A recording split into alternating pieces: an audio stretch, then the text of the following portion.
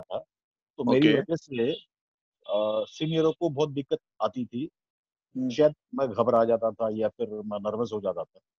हाँ। तो मेरे जो टेम्पो जो जिस तरह का जो था स्पीच का जो होना चाहिए, डायलॉग हुँ, डिलीवरी का जो मतलब वो सारेगामा का जो है रिदम, हुँ। वो कभी-कभार हाँ, टूट जाता था। हाँ। उसी उस वजह से जो मेरा एक्सप्रेशन और बॉडी लैंग्वेज जेस्चर पोस्चर भी थोड़ा विभिन्न रूप समझ में आ गया। जाता था। हुँ, हुँ। तो उस समय उनको बहुत दिक्कत होती थी, मुझे अभी भी ध्यान है। और जी, वही चीज़ अभी थोड़ा बहुत मेरे जूनियर से मैं एक थोड़ा बहुत आगे एक्सपीरियंस थोड़ा-सा है, मुझे ऐसा लगता है। तो वही चीज़ मेरे साथ भी हो रहा है। तो वहाँ पे एक आर्टिस्ट का ये होना चाहिए कि मेरे नाटक ना गिरे। तो हुँ, उस समय म मतलब कभी-कभार जो होता है गेटिंग डबल माइंडेड कि क्या करना चाहिए। राइट। वो उस हिसाब से जो भी ख़्याल आता है तो वो उसको मैं करने की कोशिश करता हूँ। किसी जी, को भी हर्ट ना करके या फिर टेम्पो को ना गिरा के, वो पिच अगर वो गिरा देता है फिर उसी पिच से फिर ऊपर उठा के फिर उसको लगाने की कोशिश करता। तो क्या जी। ये जस्टिफाई है मतलब कहीं जो हम कर रहे हाँ, थे फिर ऑब्वियसली आप एक चीज़ में फँसे हुए हो और आप किसी चीज़ से स्ट्रगल कर रहे हो, कोई समस्या आ गई, है हुँ, ना?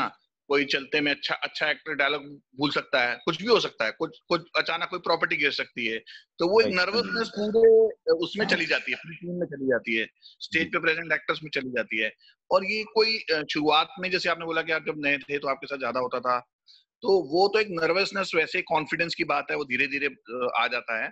लेकिन जी, ये ज़रूरी नहीं है कि किसी सीनियर एक्टर के साथ भी हो सकता है। जी, किसी सीनियर एक्टर जो जिसने बड़े-बड़े रोल किए हों, उसको अचानक नई टीम में खड़ा कर दो, उसको छोटा रोल दे दो। वो वैसे ही जी, नर्वस हो जाएगा। राइट, जिसने 2 घंटे मतलब जो हिला नहीं स्टेज से वो क्योंकि वो अचानक उसको लगेगा यार मेरा तो ये छोटा-सा मैं कर लूँगा और कई बार वो ही उल्टा पड़ जाता है। तो ये तो ह्यूमन अ अ, ने वो है ना हमारा मतलब फितरत, व्यवहार है, हम व्यवहार, उन चीज़ों को कैसे हैंडल करते हैं। तो कुछ भी मतलब अंतिम कुछ नहीं है सकते कि ऐसा करोगे तो ऐसा होगा, ऐसा करोगे तो ऐसा होगा। नित्य नया अनुभव होगा।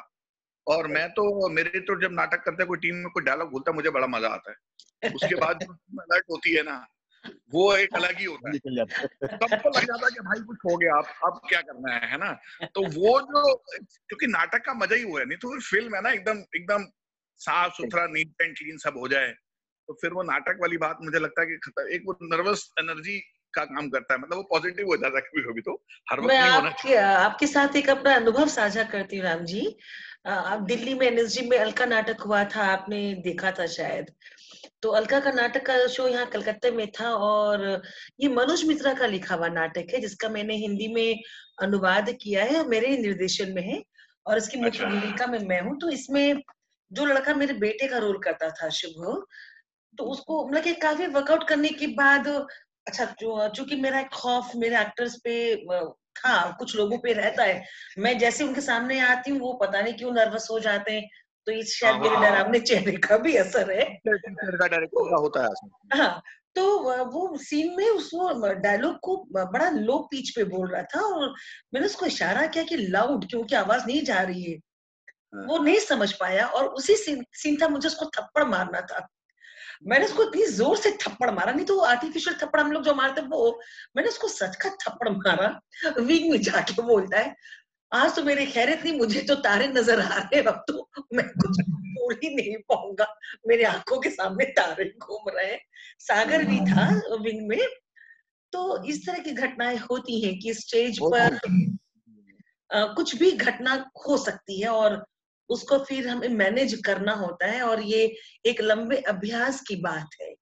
और बिल्कुल, मुझे लगता है कि रिहर्सल में सबसे ज़्यादा चाहे वो रिहर्सल में बैठा हुआ हो, सिर्फ़ चाय ला बिल्कुल, रहा हो या रूम की सफाई कर रहा हो या मान लीजिए पंखा ही चालू और बंद करने का काम करने का हो, तो बिल्कुल। रिहर्सल में जितने लोग होते हैं मुझे लगता है कि हर किसी को बहुत ज़्यादा अटेंटिव रहना पड़ता है। तभी जी, स्टेज पर होने वाली गड़बड़ियों को हम सँभाल सकते हैं। जी, बिल्कुल, बिल्कुल, बिल्कुल। हाँ, कोई और आप में से सवाल करे क्योंकि आपके सवाल से समझ में आएगा कि थिएटर आपके अंदर कितना घूम रहा है। और सवाल हो रहा है तो बहुत इंटरेस्टिंग भी हो रहा है सेशन। हाँ, सवाल नहीं होता है तो थोड़ा ये रहता है। कोई चलिए। सवाल? राजश्री? हाँ, अनम्यूट करो, हाँ। हाँ पूछो। सर मेरा सवाल आपसे ये है कि हम तो थिएटर कर रहे हैं फिलहाल, मतलब अभी तो नाटक अभिनय सीखने का जरिया क्या क्या हो सकता है सिवाय एनएसडी के? देखिए ऐसा है, सीखना आप जो उससे बेहतर कुछ नहीं है जो आप नाटक कर रहे हैं, यही सीखा जा सकता है। और नहीं इतना ज्यादा आप सर, करेंगे। एज इंस्टीट्यूशन कह रहा हूँ मैं, मतलब देखिए आपने दो बातें खुद, आप कॉन्ट्राडिक्ट मत करो अपनी बात को। आपने कहा कि एनएसडी के अलावा, एनएसडी एक फुल फ्लेज्ड कोर्स है, ठीक है, और आप एक थिएटर ग्रुप में काम कर रहे हैं।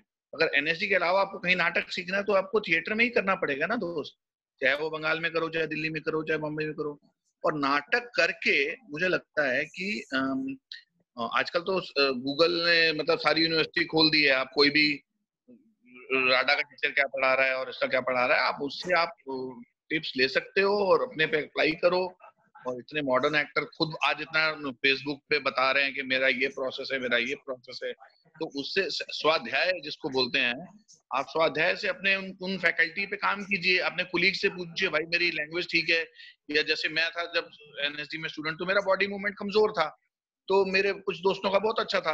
वो गांव के बैकग्राउंड से आए थे, पेड़ पे चढ़ जाते थे, हम कभी पेड़ पे चढ़े नहीं। तो वो मैं, तो मेरी भाषा थोड़ी ठीक थी, तो मैंने सोचा मैं इसको और अच्छा कर लेता हूँ।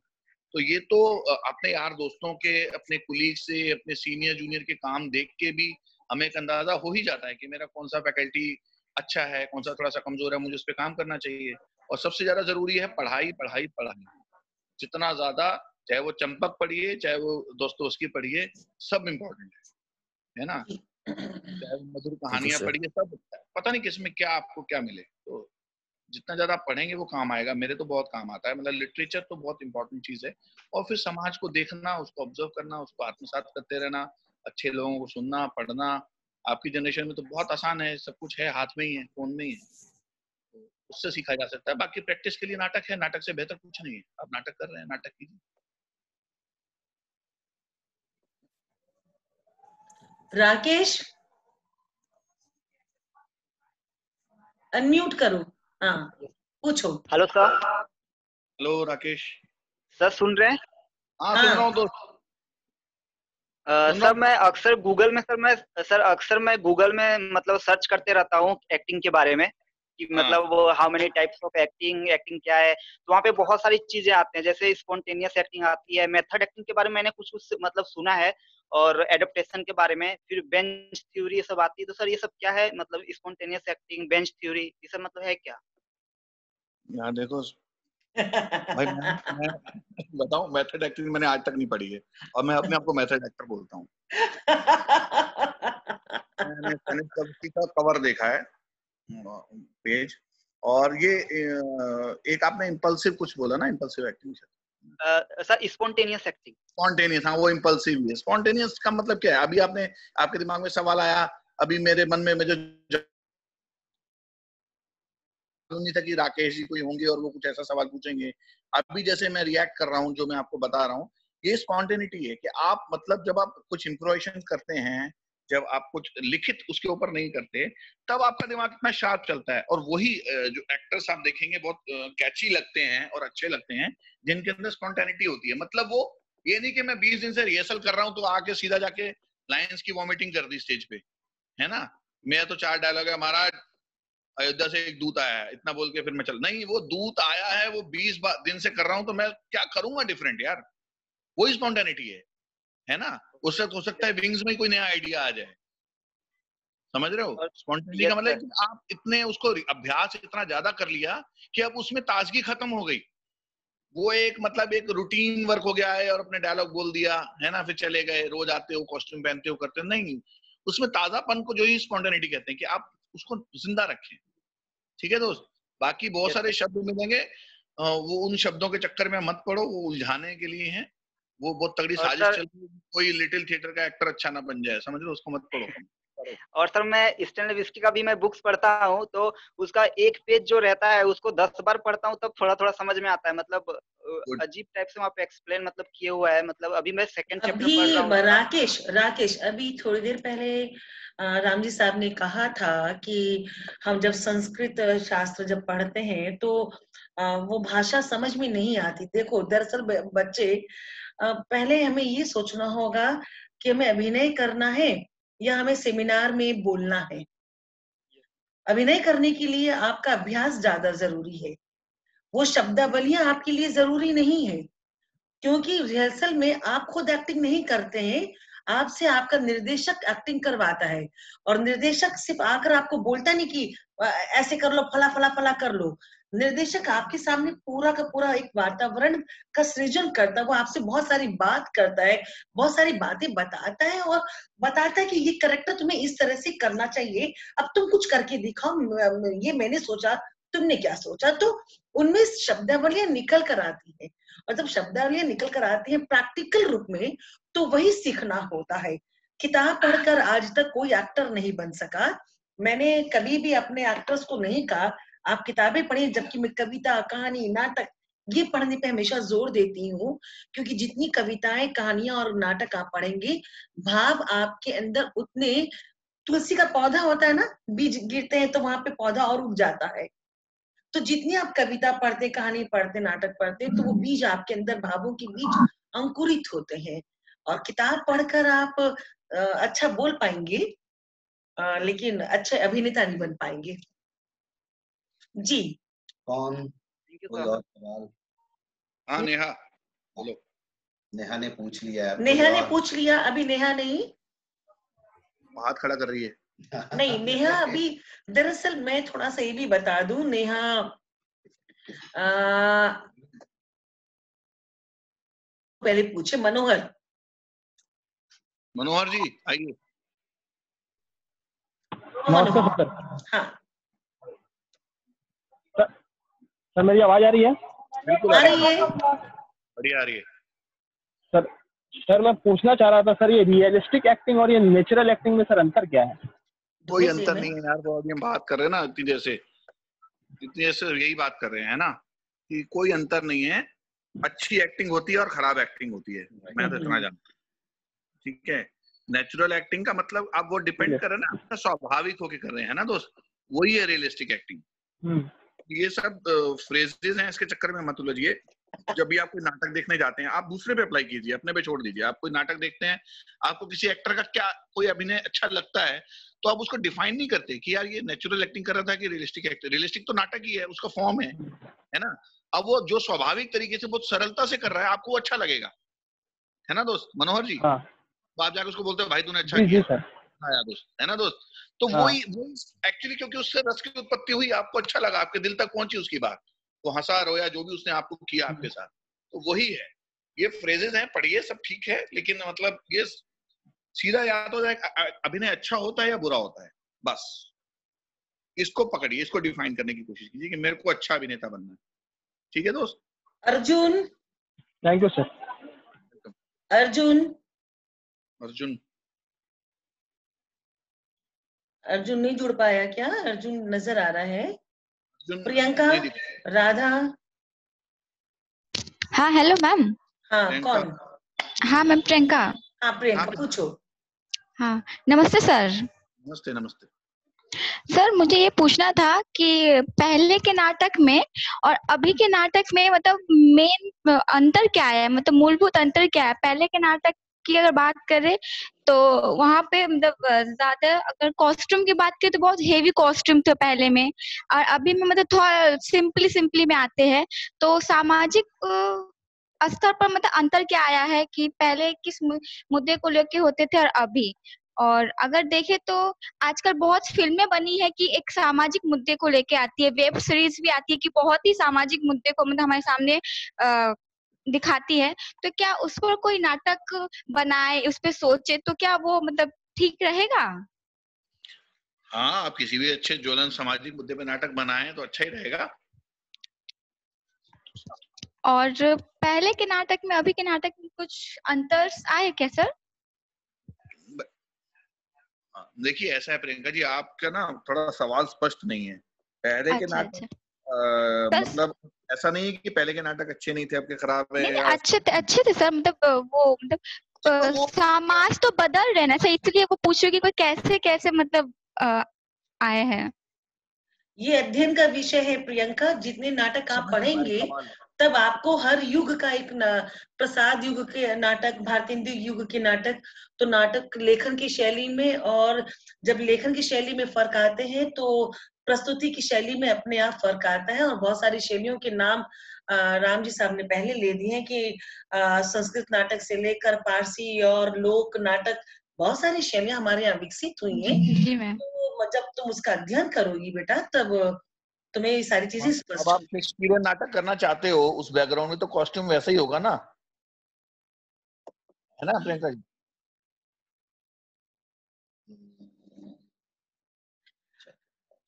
अब राम जी, मैं चाहती हूँ कि अभिनय पे तो काफी बात हुई, इनके सामने ये स्पष्ट होना भी जरूरी है, क्योंकि ये बड़े इन्हें एक मंच पर आने का तो खैर शौक सबको होता है, लेकिन मंच के परे एक अभिनेता कितना ज्यादा महत्वपूर्ण होता है, इस पर आप इन्हें थोड़ा सा कहें। देखिए जैसे फौज में बोलते हैं ना कि जितना ज्यादा पसीना बहाएंगे उतना खून बचेगा, है ना। मतलब आपकी ट्रेनिंग जितनी रिगरस होगी, जितना आपने मेहनत की होगी, उतना आपको मंच पे दिक्कत नहीं होगी, फ्रंट लाइन पे जब आप जाएंगे तो। मेरी आवाज आ रही है? हाँ जी जी। आवाज आ रही है, लेकिन ये कैमरा आपका बहुत हिल रहा है।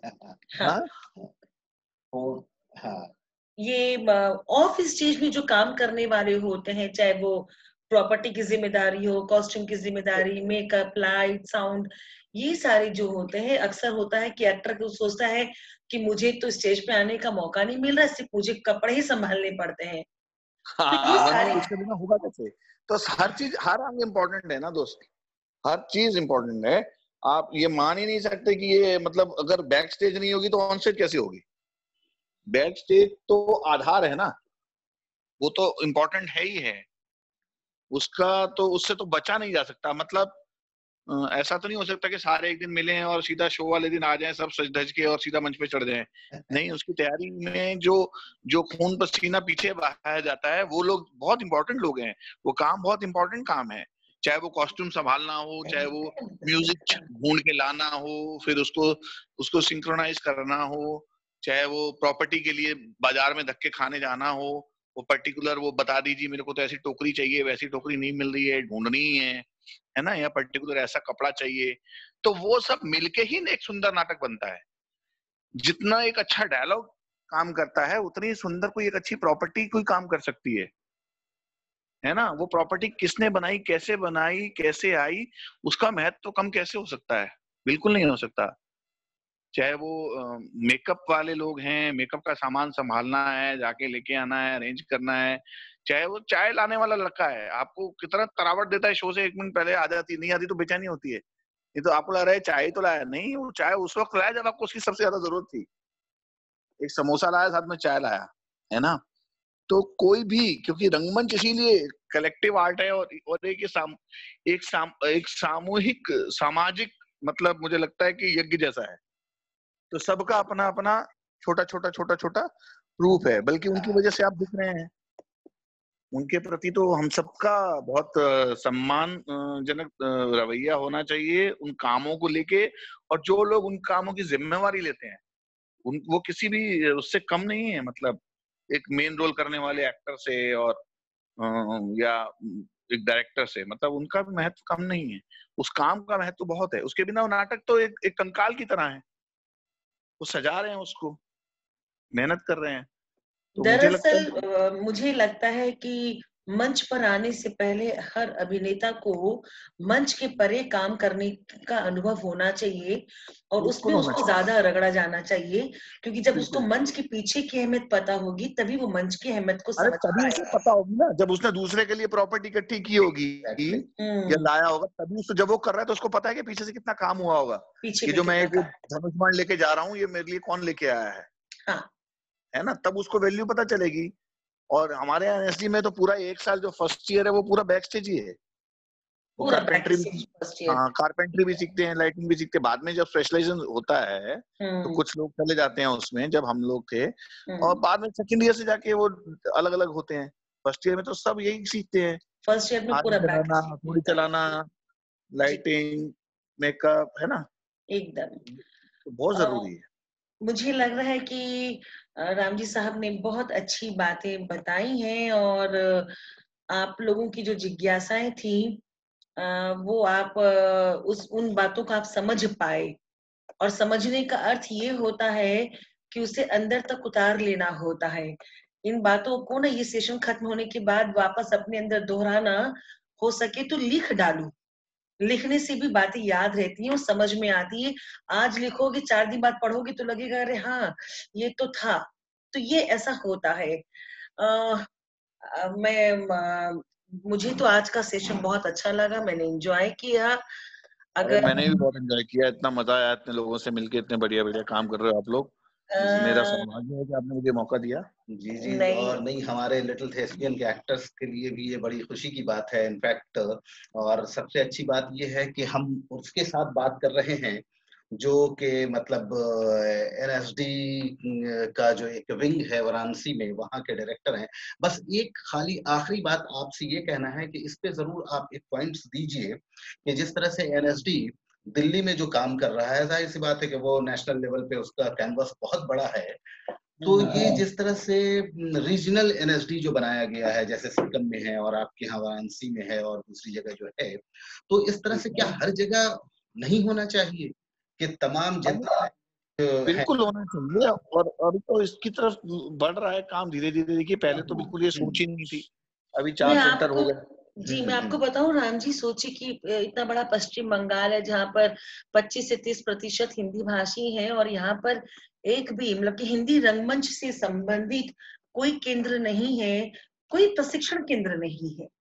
बिल्कुल बिल्कुल बिल्कुल, ये बहुत बड़ी दिक्कत की बात होती है। हो रहा है, हम भी सुन रहे हैं कि इस तरह के अलग अलग सेंटर्स बनने की प्लानिंग है। तो बहुत जरूरी है। हाँ जी जी जी, कुछ एक बहुत जरूरी है, बिल्कुल बहुत जरूरी है। और इसीलिए मैंने पिछले 2016 से एक शुरुआत की है राम जी, आपको शायद जानकारी है कि चूंकि अब हमारा अपना इंफ्रास्ट्रक्चर स्कूल वाला तो नहीं हो सकता, क्योंकि उसके लिए जो सुविधाएं चाहिए सरकार से कि एक स्पेस और जो भी हो, तो अपने थिएटर में तो हम एक्टिंग सिखाते। इसके अलावा मैं कविताओं और कहानियों का पाठ, अभिनयात्मक पाठ इन्हें सिखाती हूँ, जहाँ पे वो बेसिक चीजें सीखते हैं, और वो सीखने के बाद फिर वो रंगमंच में, यहाँ एलटी में काफी, ये जितने लोग अभी नजर आ रहे हैं ये सब नए लोग, मतलब कि हमारे 4-5 सीनियर्स को छोड़कर बाकी इसमें बहुत सारे नए लोग आज जुड़े हैं जो ये क्लास कर रहे हैं, काव्य पाठ का और कहानी पाठ का।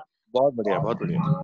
कलकत्ते में आप थोड़ा सा, आप भी इन सारे लोगों की तरफ से आपसे गुजारिश कर रही हूँ कि आप भी आवाज उठाएं कि कलकत्ता में एक ऐसा प्रशिक्षण केंद्र हो, उसे हम भी संभालने के लिए तैयार हैं पूरी ऊर्जा के साथ। वो बहुत बड़ी टीम है, अगर ऐसा प्रशिक्षण केंद्र यहाँ खुलता है तो हम उसे यहाँ पूरी लगन से संभालेंगे, संभालने की कमी नहीं होगी, लेकिन बस एक होना चाहिए, हिंदी के विकास के लिए ये होना चाहिए, हिंदी के रंगमंच के विकास के लिए।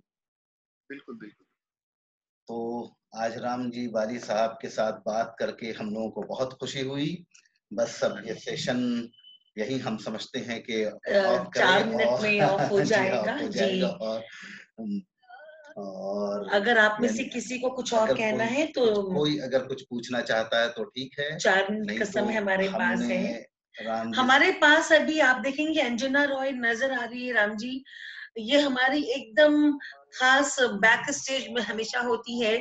कोई भी काम है बैक स्टेज का, लाइट संभालने से लेकर